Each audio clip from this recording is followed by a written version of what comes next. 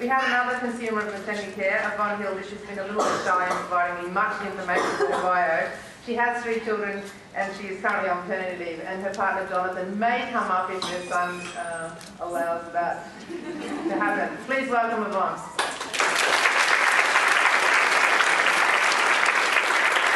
Thank you, Sue. Good morning, my name is Yvonne Hilditch and I am a mother of 3. I'm delighted to share my journey of continuity of care with you today. Our first child was born in Sydney and the second in Scotland. Both were uncomplicated pregnancies and standard care normal births. When I became pregnant with my third, I was 40 years old and my youngest child was 12, so it was quite a long time between things.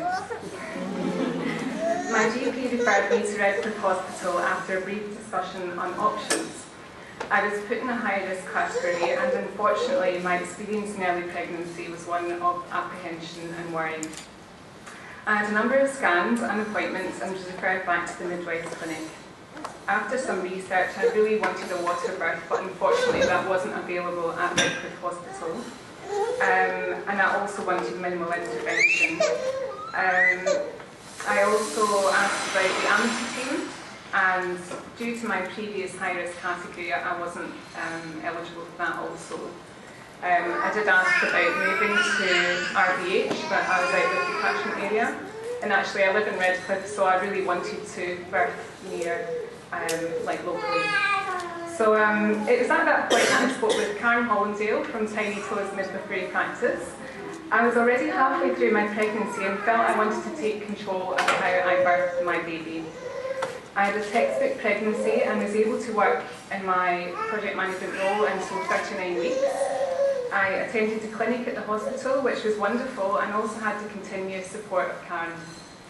Karen also shared some books on gentle birth, and I felt it was beneficial just having someone I could talk to, share my birth plan and discuss my options. She was a brilliant support. With a full-time job and 2 children, I appreciated also how flexible that service was, and I feel that the emotional and mental preparation before birth was really crucial.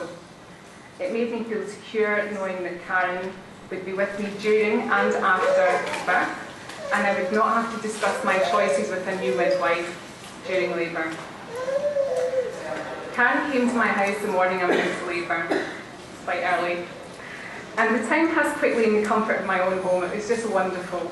If Karen hadn't been there, I would have gone to the hospital a lot quicker, believe me.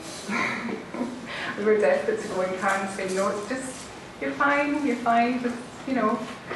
Unfortunately, Karen did not have visiting rights to be our practicing midwife at Redcliffe Hospital. And when we arrived at the hospital, it was slightly disjointed because we had to meet a new midwife. It was less intimate, and it was a bit difficult in the final stages of labour because my baby was actually born an hour later. However, the midwife was really lovely, and I was blessed to have 2 midwives.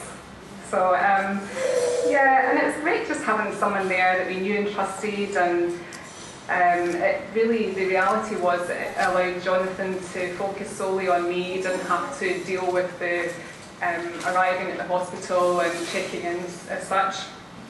Karen knew my history and had been on my journey, so I did still have that continuity of care, even although she wasn't practicing at that time. Karen encouraged me physically and mentally and reminded me to trust my instincts and believe in the ability to birth my child.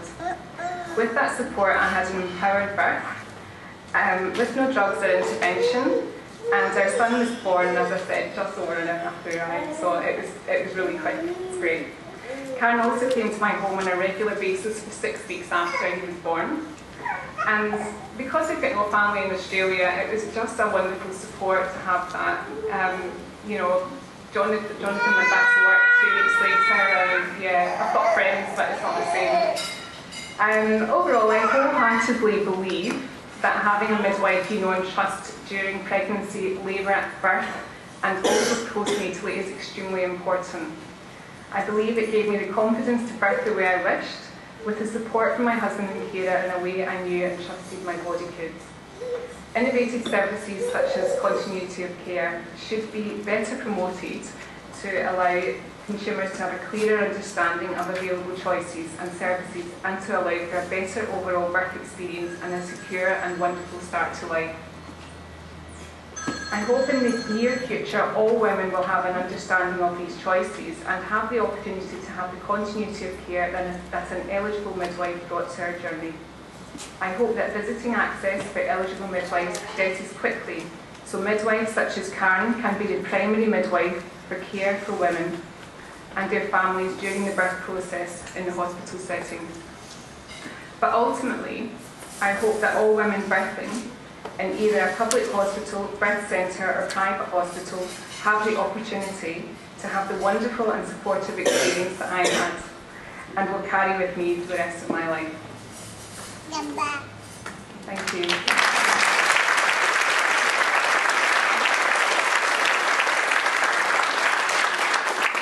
And this is my husband Jonathan. He was not that much.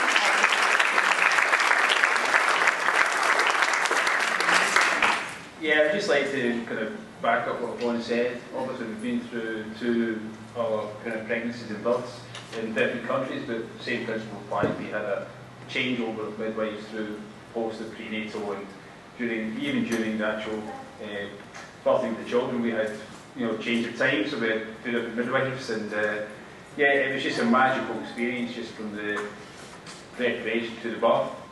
I think on the run-up to it, we got very emotional and get very overwhelmed by the whole process, and we really, from almost the weekends off the expected date, we just went on a real journey, and probably to quite it's a spiritual type of place where mind, body and soul was kind of going in the right place, and it was really through Karen's guidance and getting Yvonne and me into that position, and obviously very thankful for that service. And then obviously with the post-natal care in the house and with the flexibility of work and just getting travelling about, it was just fantastic. And then you just go back to what you say, you've got to have options for essentially families and females out there, so that they can make the best informed choices.